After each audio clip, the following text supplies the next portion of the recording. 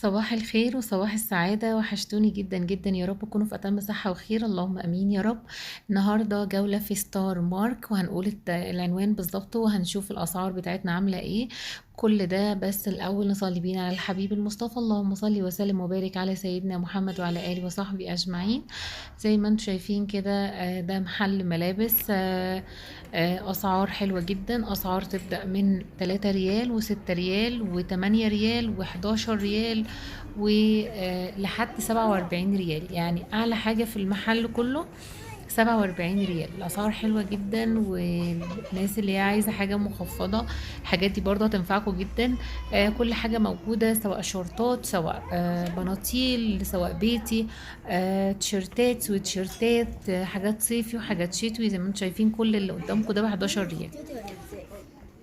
يعني نور مثلا عليك. الشورتات اللي انتم شايفينها نور الرجالي دي عليك. تقريبا، دي برضو خامتها حلوة جدا، ب 11 ريال. ده الجبردين، في منه كذا لون. زي ما انتم شايفين كده، ودي حاجات ولادي، ممكن تكون الحاجة متلخبطة شوية، الشبابي مع الأطفال، بس يعني ماشي الحال. كويس كويس يعني، الحمد لله. الحاجات دي الشورتات اللي هي البوكسرات الولادي ديت، تقريبا دي كانت على 6 ريال، والخامة على فكرة حلوة. ده كان تقريبا، لا مش تقريبا، هو كان بتلاتة ريال القسم ده. اي تيشيرت هنا بتلاتة ريال. زي ما انتم شايفين كده، كل اللي على الستاند ده كله، سواء البناطيل الجينز اللي تحت دي او التيشيرتات اللي فوق دي، اي حاجة هنا بتلاتة ريال. آه ده برضو بتمانية ريال. تيشيرتات ممكن نقول عليها ولادي، اللي هم الأحجام يعني مقاسات كبيرة شوية، مثلا 17 18 19، يعني نقول عليه شبابي يعني. ده أي تيشيرت من هنا بتمانية ريال. ايه رأيكم بقى في الأسعار الحلوة دي؟ 8 ريال أي تيشيرت، ب8 ريال.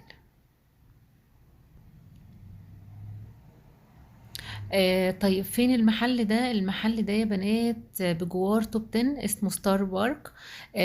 ستار مارك قصدي.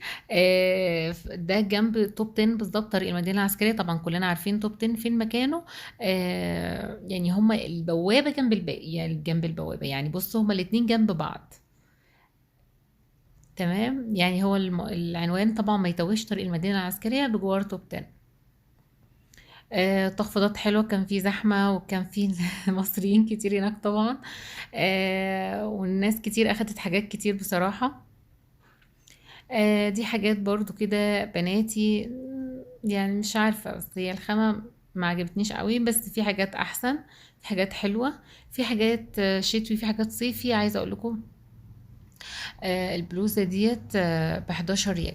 عايزة اقول لكم كمان في كمان 16 ريال، وده اكتر قسم كان عليه زحمة جدا. 16 ريال في حاجات بقى حلوة جدا، بيجامات كاملة ب 16 ريال، والخامة حلوة جدا.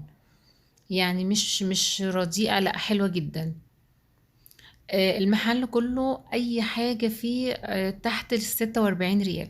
46 بالكتير قوي، تقريبا كان 47، بس في الغالب 46. مفيش اكتر من كده، يعني كل الاسعار اقل من كده، اقل من 46. يعني ده مثلا 47 اهو. ده القميص، ده قميص نسائي شتوي، ده 47. ده اعلى حاجة في المحل كله، 47 و46. في بيجامات شتوي بقى، ولادي وبناتي، في حاجات حلوة، 35 30. الدور الأول هنشوفه كده على السريع، أنا ما صورتش فيه كل التخفيضات فوق. الحاجات اللي انتوا عايزينها، اللي مثلا 3 6 8 12 عشرينات، كل ده فوق في الدور التاني، عشان بس ما تبقوش تايهين. الحاجات اللي هي الأسعار المخفضة قوي ديت فوق. يعني انت مثلا القميص ده ب38 ريال. لكن الأسعار تحت برضو هي مش غالية، يعني مثلا في العشرينات، في التلاتينات، مش أكتر من كده، متقلقوش يعني. في حاجات خروج، بناطيل جينز خروج أطفالي، في سويتشيرتات شبابي، في بناطيل خروجي شبابي برضو، في أطفال. كل حاجة موجودة تقريبا. كانوا عاملين قسم للأحذية قبل كده أول ما فتحوا، بس هم تقريبا لغوا القسم ده فما عادش موجود. كانوا بيعملوا خصم، يعني تخفيض حلو قوي على الأحذية، بس هم تقريبا شالوا القسم ده، لأن أنا قلبت الدنيا فيه هناك فما لقيتوش. السويتشيرتات دي بقى في كل الألوان، في كل المقاسات.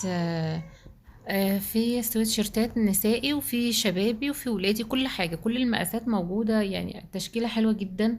يعني مثلا السويتشيرت ده 35 ريال، وفي حاجات بعشر بكام، في حاجات رخيصة. ده 25 ريال. ده تيشيرت يعني ممكن شتوي، مش صيفي، لا. ده برضو خامته حلوة قوي، متبطن من جوه كده، تقيل يعني مش خفيف. ده 36 ريال التيشيرت ده.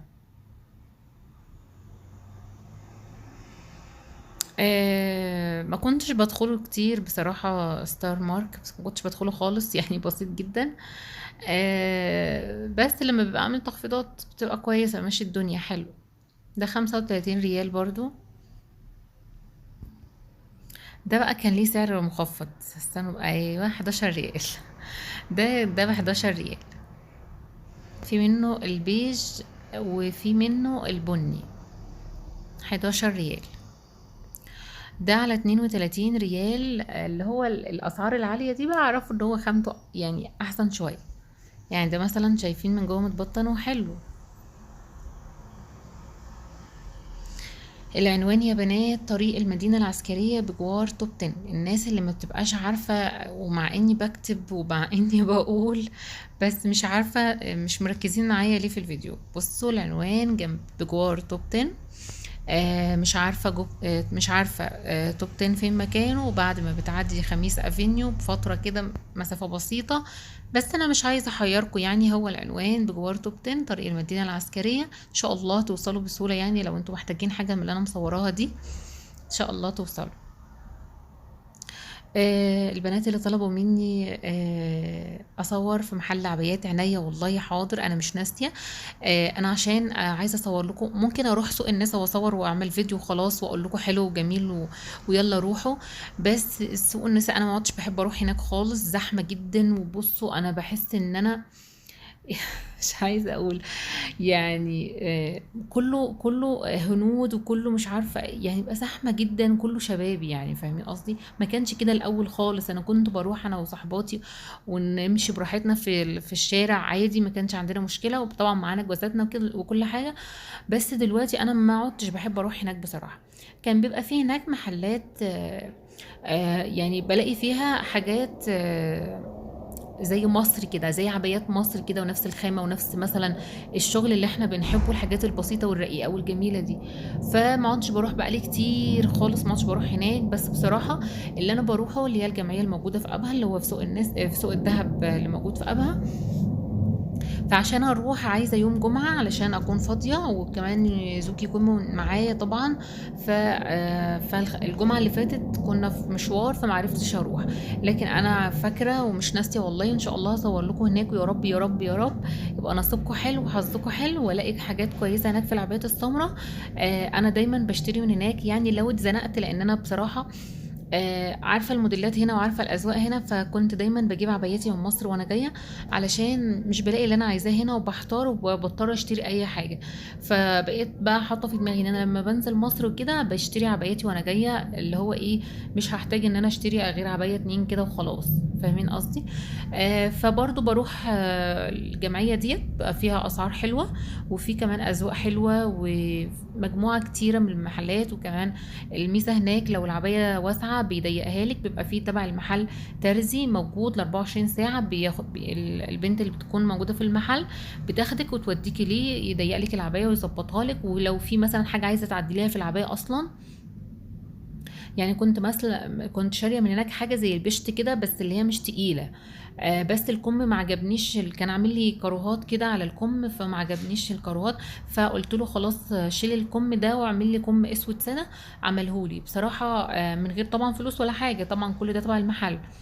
فبصراحة هي دي الميزة، يعني اللي انت مش هتفكري تروحي لحد يضيقلك ويقصر لك العباية، لا انت بتعملي اللي بتشتري العباية وتقيسيها، ظبطت عليكي تمام، ما ظبطتش هي بتقولك احنا بنقصر او بنضيق او كده. فان شاء الله باذن الله هروح اصور لكم هناك قريب باذن الله، باذن الله يا رب. زي ما انتم شايفين كده، دي حاجه كده زي فيست كده بس شتوي. او تونيك طويل كده لحد الركبه مثلا، تلبسي عليه ليكين كده، برضو شيك قوي وحلو في اللبس، تقيل جدا والخامه بتاعته حلوه قوي.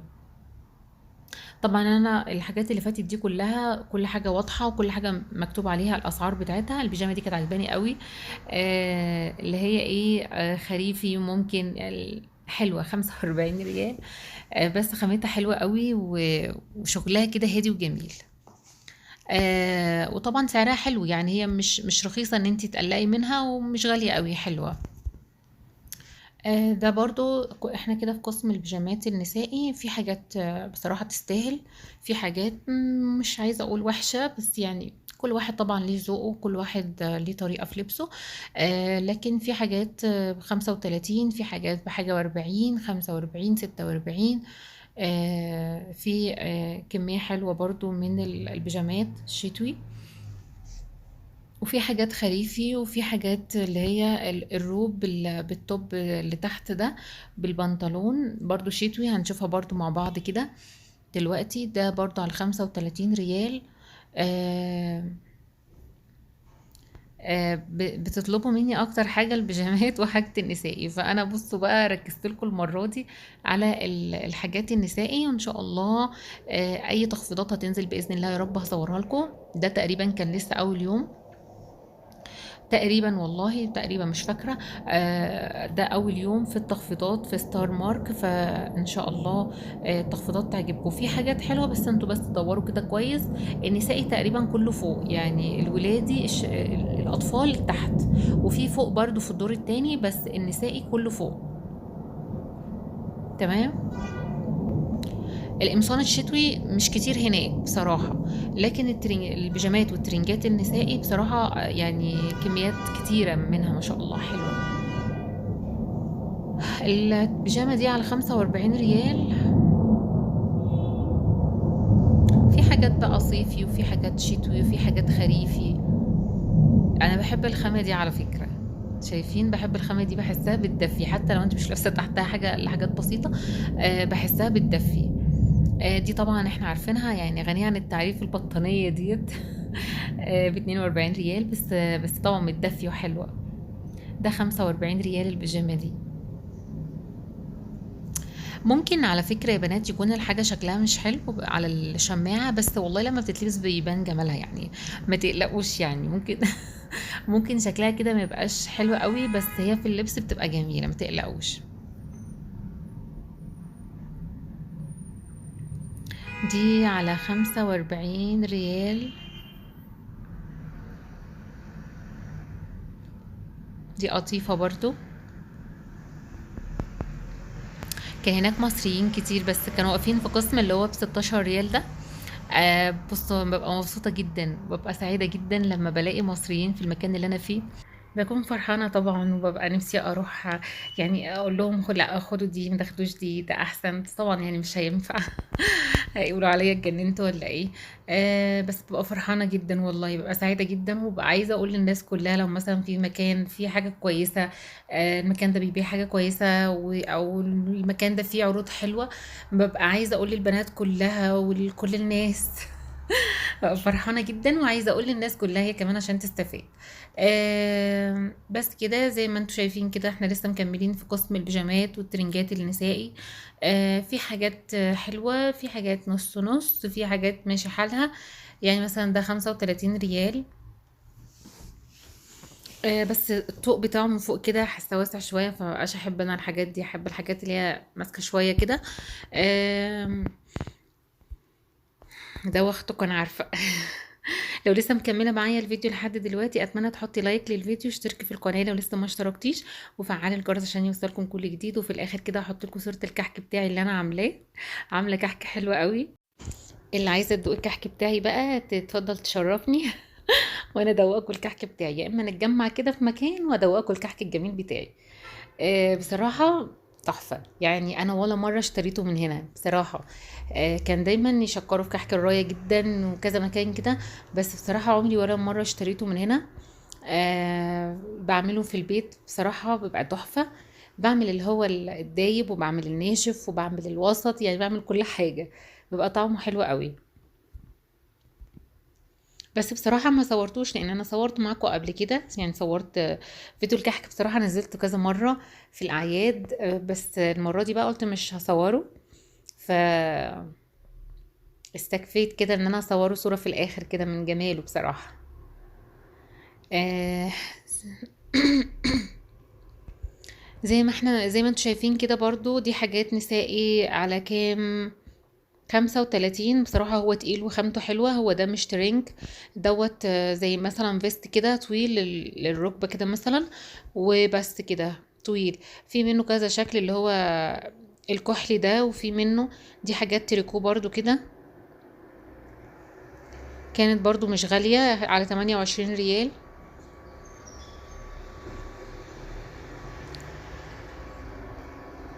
ده على 25 ريال برضو طويل كده. ده على 20 ريال برضو، ده روب. كل ده برضو، دي حاجات برضو تريكو برضو، اللي بيحب التريكو كده. دي برضو تيشرتات كده بكم، نسائي.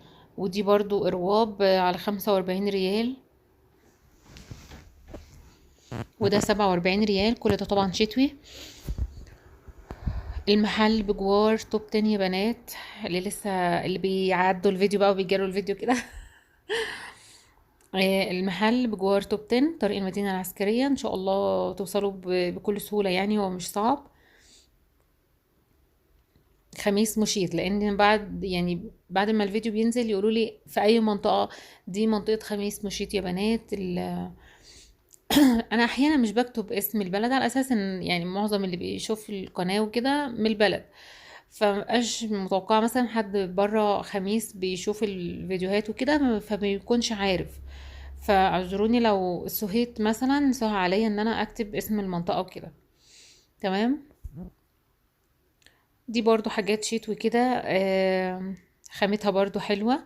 دي على 47 ريال. زي ما قلت، اقصى حاجة هناك، اعلى حاجة هناك 47 ريال. مفيش اقل، لا في اقل طبعا، مفيش ازيد. مفيش ازيد من كده. ده برضو خامته حلوة وشكله لذيذ برضو، رقيق.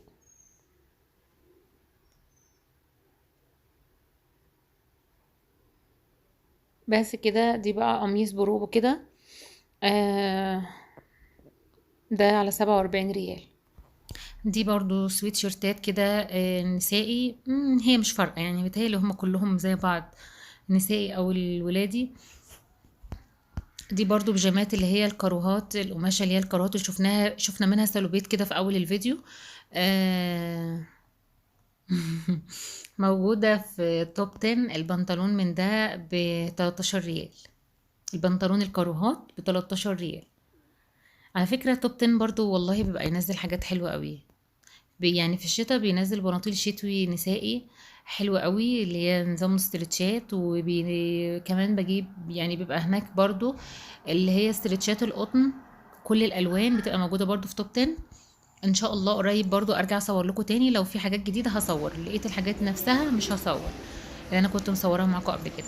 هنا كده بقى صورت لكم المحل من فوق. عايزه اقول لكم ان كل الحاجات ديت اقصى حاجه فيها 47، بل بالعكس هتلاقوا يعني حاجات كتير تحت 30 و20 و22 وكده. تمام. في قسم الولادي والبناتي والمواليد والشبابي، كل حاجه هتلاقوها موجوده ان شاء الله. طبعا زي ما قلت كان في قسم احذيه، بس تقريبا اتشال، قفلوه او كده. دي برضو بيجامة على كام؟ 16 ريال. ده في الدور الأرضي. والله جميلة جدا طبعا. ده مش في الدور الأرضي تقريبا، لا ده فوق، ده فوق. في قسم اللي فيه 16 ريال. عايزة أقول لكم يعني قسم حلو جدا. يعني مثلا البيجامة اللي في ايدي دي ب 16 ريال. شايفين؟ وخامتها قطن وجميلة، جميلة جدا. كان في زحمة كتير في القسم ده، فمعرفش اصور كتير. البيجامة دي برضو على 16 ريال. دي شتوي، ودي الخامة بتاعتها. دي برضو على 16 ريال، شتوي برضو.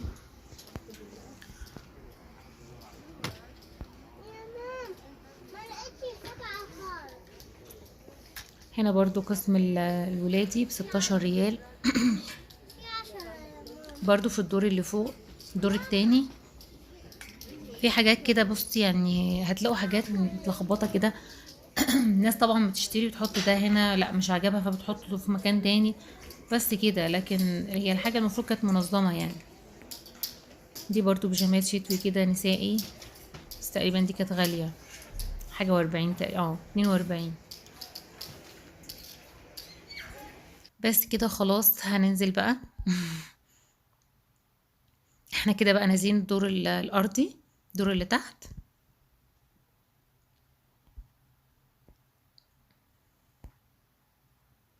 زي ما انتم شايفين برضو صورت تاني.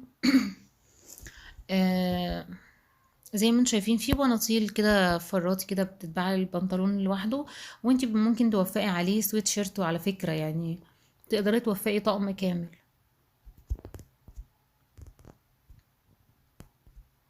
دي برضو ترنجات كاملة، وفي حاجات ولادي برضو زي ما انتم شايفين كده. ديت على كام؟ 32 ريال، حلوة جدا طبعا. ده على 40 ريال، وده برضو كانت خامته حلوة، ده ب40. يعني بصوا انا ما صورتش كتير في الدور الاول، يعني قلت بقى نبذة مختصرة كده بس تديكوا خلفية عن الحاجات اللي موجودة تحت. لكن هي بصراحة حاجات حلوة. هنا تقريبا حاجة الولادي والبناتي اطقم كاملة على بعض، وفي حاجات برضو فراتي ليها تيشيرت لوحده، بنطلون لوحده، في جنسات برضو، في حاجات جينز، بيجامات كاملة زي ما انتم شايفين كده على حاجة و30. دي بناطيلة هي لوحدها برضو حلوة، خامتها برضو جميل على فكرة، مش وحشة. دي على 20 ريال، طب والله حلوة. ودي برضو بناطيل ولادي على 26، وفي ب20 زي ما انتوا شفتوا في الأول كده دلوقتي. دي برضو هي الترنجات اهي، انت بتاخدي التيشيرت لوحده لو عايزاه، ولو عايزة البنطلون لوحده بتاخديه. ده سويت شيرت ولاد بناتي تقريبا على 30 ريال. ده بقى قسم البنات والولاد كله كده بقى مع يعني.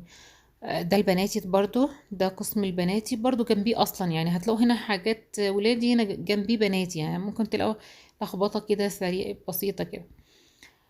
بس كده هو ده الفيديو بتاعنا النهاردة. اتمنى يكون الفيديو عجبكم، ما تنسونيش بقى من اللايك والاشتراك في القناة وفعلوا الجرس علشان يوصلكم كل جديد. اترككم في رعاية الله، واشوفكم في فيديو جديد ان شاء الله. السلام عليكم ورحمة الله وبركاته.